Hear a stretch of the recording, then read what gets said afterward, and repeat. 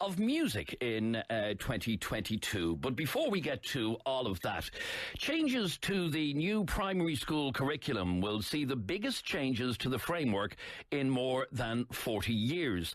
The measures are contained in a 40-page blueprint set to be published by Minister for Education Norma Foley early in 2023, which will include a new focus on foreign languages and well-being, as well as a reduction in time spent learning religion.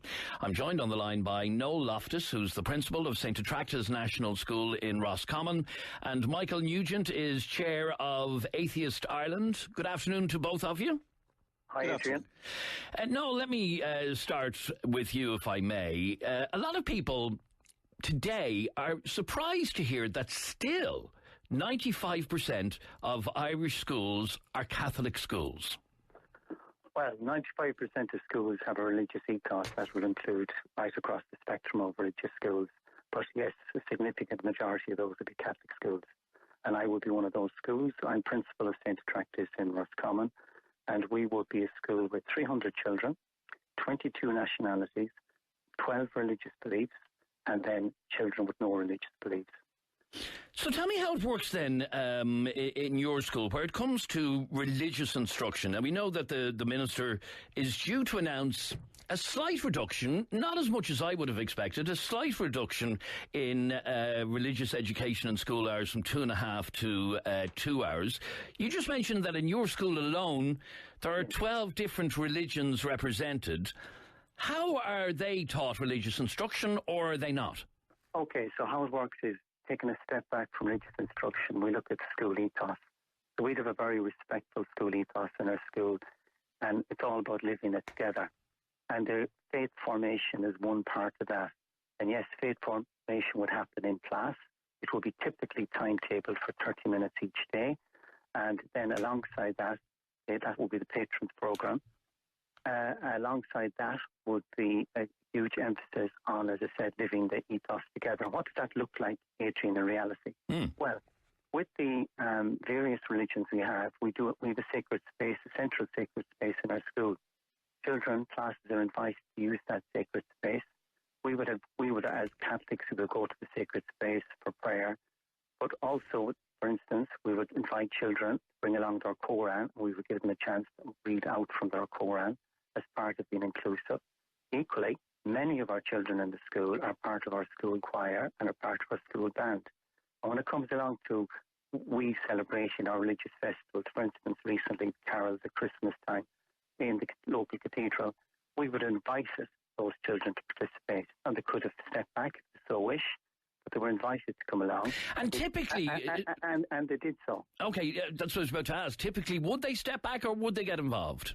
Well, when it comes along to the celebration of a Mass in the school, we'd always give children that same option. And invariably, because the Mass being the ceremony that it is, the children would remain in their classrooms with their class teachers and teaching would continue. We're a big school. We'd also acknowledge and celebrate their festivals. So, for instance, Diwali, Ramadan. When it comes along to Diwali, it's a festival light for the Hindus. We would also be lighting candles. Candles would be a central feature of Diwali celebration. Lighting candles on our sacred space. Or Ramadan, we'd always make provision for pupils who are fasting. We'd find that children, when they reach about 6th class, there's that desire to fast. And that includes no water from dawn to dusk. So we would make provision in terms of no homework, or if they want to walk outside for a period of time, because often enough the children, when it's the first time doing the fast, we'd be very respectful of that. They'd have maybe little headaches and so on.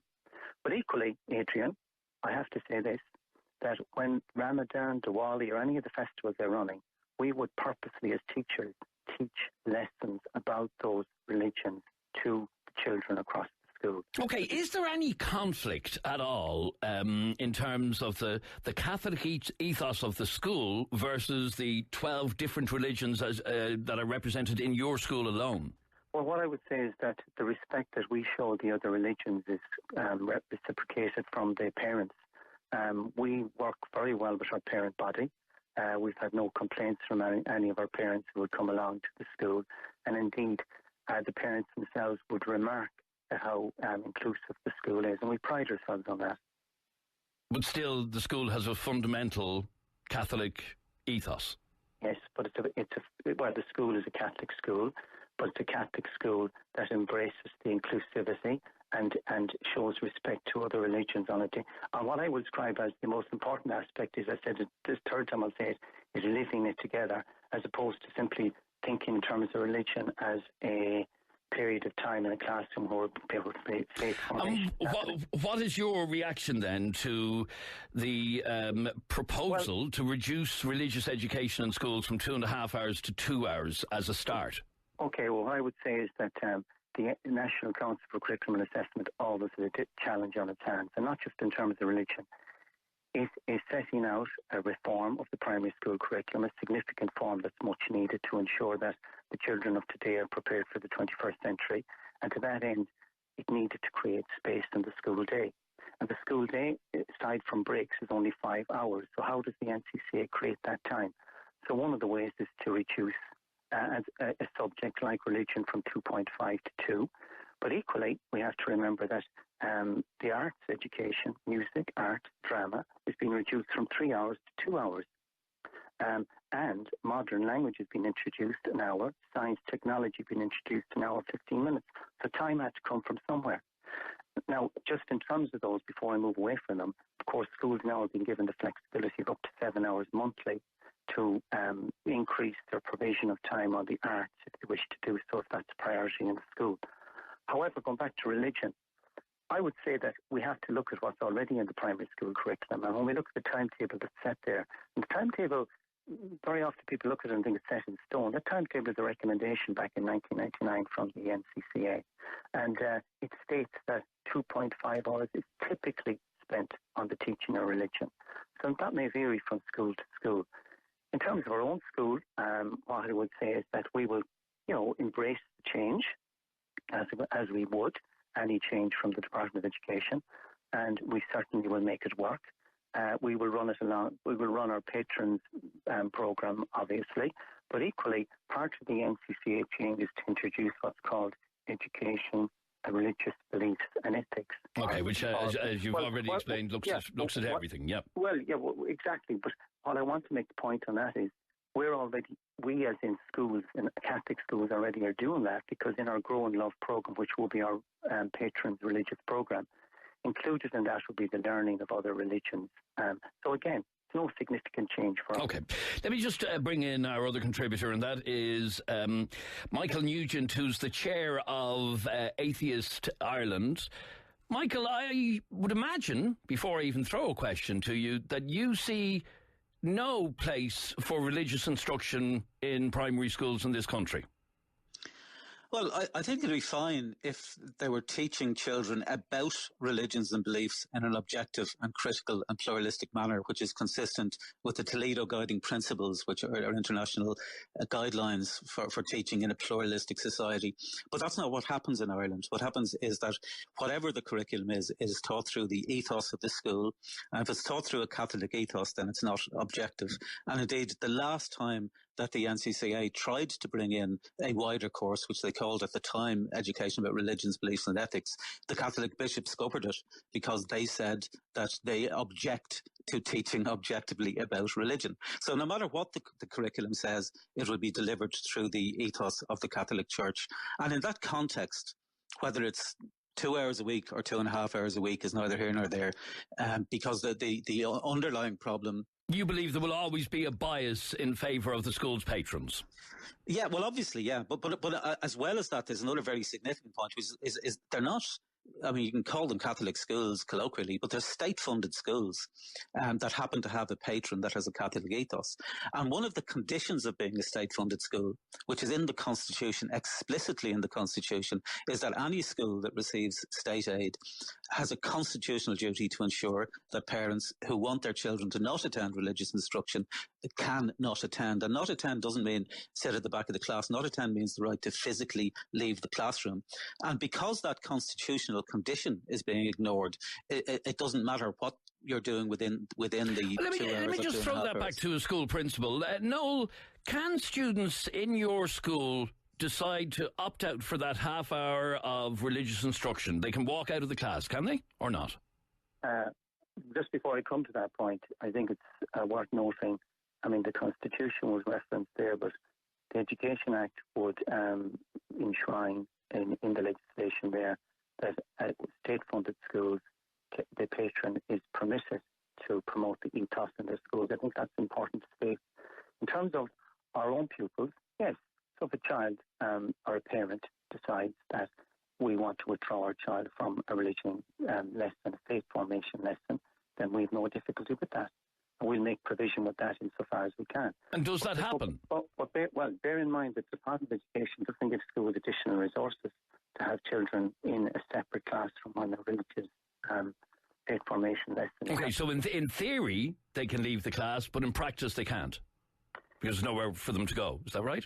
If a parent were to come to me and express categorically strong reservations to the point that wishes to remove their child from the class, then certainly we as a school, being, as I said, respectful school ethos and living the ethos and respecting other religions, we certainly would make provision for that child. But again, we haven't had that experience. Okay, now, Michael, if I can come back to you then.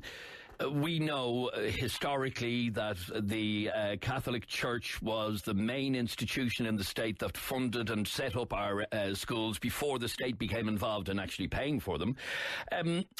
Do you want to see our education sector completely removed from any Catholic influence at all? Well, again, it shouldn't matter whether the patron is a Catholic or a Protestant or a Martian. As long as they are implementing human rights and constitutional law while they're running the school. So what our position is that the state has an obligation under the Constitution to ensure that parents whose children are attending any school that is in receipt of state funds has the right to attend that school without attending, i.e. the right to physically leave the class religious instruction. Now, if schools are saying that they don't have the resources for that, then what they mean is they have misallocated resources that they are constitutionally obliged to put towards ensuring that that right is vindicated. And if you look at the recent court case, and the recent Burke case, not the lad that went to prison, but the previous Burke case judgment, which was regarding the right to homeschool and to get grade to self grade when you're doing homeschooling during COVID for the leaving cert. What the courts found there is that the Department of Education had an obligation to respect the constitutional rights of the Burke family and that they failed to do so. And that everybody, not just the minister or the Oireachtas, but everybody along the line, including the department and indeed schools, in translating government policy into an administrative scheme, has a constitutional obligation to respect those rights. So this proposal from Norma Foley to reduce religious education in schools from 2.5 to 2 hours, you obviously believe is just tinkering around the edges. Yeah, it's just a distraction. I mean, it really doesn't matter whether it's 2.5 hours or 2 hours. What matters, and if people want to do it, that's fine. But what is important is that the schools and the state respect the constitutional rights, not just a political opinion or a preference, but the constitutional rights of parents who want their child to attend state-funded schools without attending religious instruction. It's very simple, and it won't go away by ignoring it. The state consistently tries to fudge it and thinks that the problem will go away, but it won't. Okay, so no, Loftus, let me just put that to you finally, that this is just tinkering around the edges, and really, ultimately, religion has no place in our education system. I think it's very unfair to the wide-scale consultation process that the NCCA engaged in with all the stakeholders and arrived at this curriculum framework to say that this is tinkering around the edges. I mean, rigid piece, 2.5 hours to 2 hours. When you study the document, it's only one small component of a wide-scale reform that any teacher, parent would welcome in terms of well-being increased to 3 hours, modern language 1 hour, flexibility for schools to prioritise those areas that they wish to prioritise. That's the first time. That's significant change. And also, of course, then, for instance, to second class, removing this idea of subjects and talking instead of how children learn and thinking in terms of curricular areas. So I think we have to look at it in the round, And certainly, I would see it as a Catholic school a significant change. Okay, let me just very finally... Just finish, Adrian. That said, while it's a significant change for us, 2.5 to 2 hours, we will work with it as a state school, and we will work with our parent body. Okay, let me just finally put a message to you from a lady called Tara in Arklow, just to wrap this up. You mentioned a moment ago about international languages being allocated 1 hour in a week, which doesn't seem an awful lot. This message says, I think an increased focus on international languages at primary level is surely a good thing, regardless of where we find that time to fit into the curriculum. I'm very envious of my friends abroad with multilingual young children. Yeah, that's why I very much welcome the NCCA's proposal and the curriculum framework, because remember, 20% of pupils in Irish primary schools now, English wouldn't be their first language. Okay. All right, but look, on that note, unfortunately, I'm out of time, but Noel Loftus, Principal at St. Attracta's National School in Roscommon, and Michael Nugent, Chair of Atheist Ireland, thank you both for joining us on the programme this afternoon.